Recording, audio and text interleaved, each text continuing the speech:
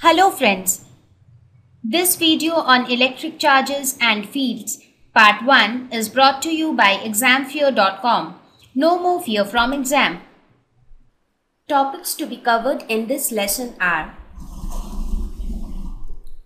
electric charge, properties of electric charge, Coulomb's law, electric field, electric dipole, electric flux, Gauss law and its applications.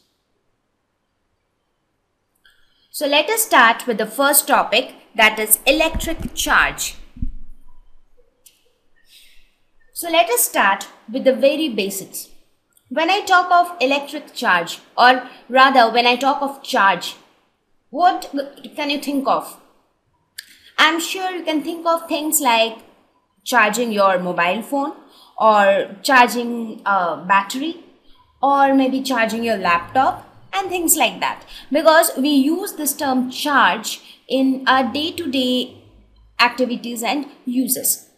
So what is this charge actually? That is what we will study in this chapter. Here we will study what a charge is, what are the various properties of charge, and what are the things related to a charge, right?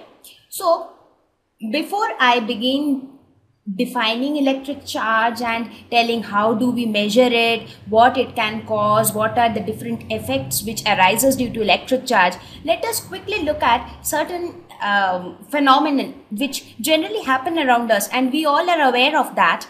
But first of all, we'll start the first slide with those examples, so that once I define electric charge and once I tell you how an object gets charged, you can very easily relate with those examples, right?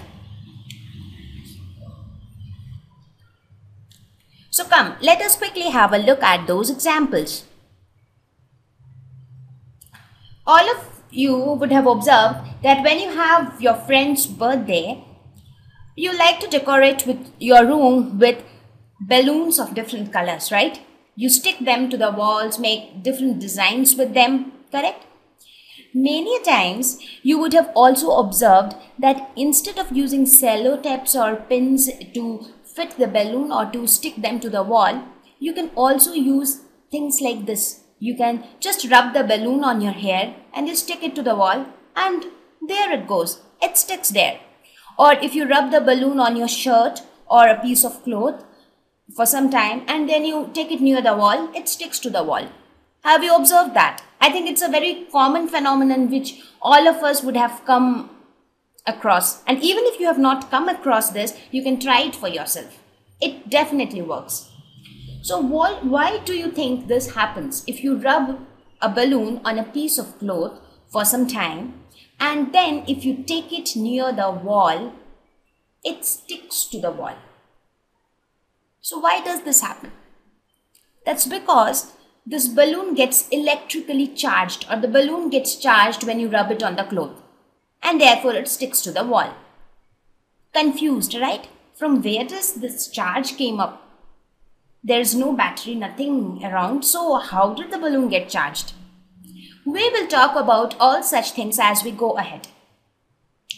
Similarly, if you think of a comb, when you comb your hair, if your hair is dry, you comb your hair, and then immediately if you take the comb near small bits of paper, what happens? Very small bits of paper. That doesn't mean that you'll take your notebook near the comb.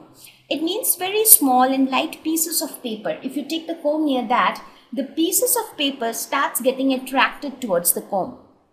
That phenomenon is also because the comb gets electrically charged when you comb your hair, or when the comb is repeatedly moved through your hair.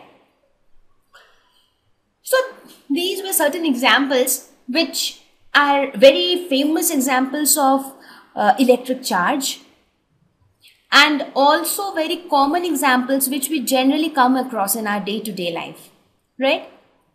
So with this, let us start studying electric charge. I think now you would have got the interest to know what is charge. How is this balloon getting charged, or how is the comb getting charged, right? So let us start now. Thank you. Please visit examfear.com to watch free educational videos, try free online tests, get the best quality study materials, study from the best tutors and mentors, and much more. Thank you once again.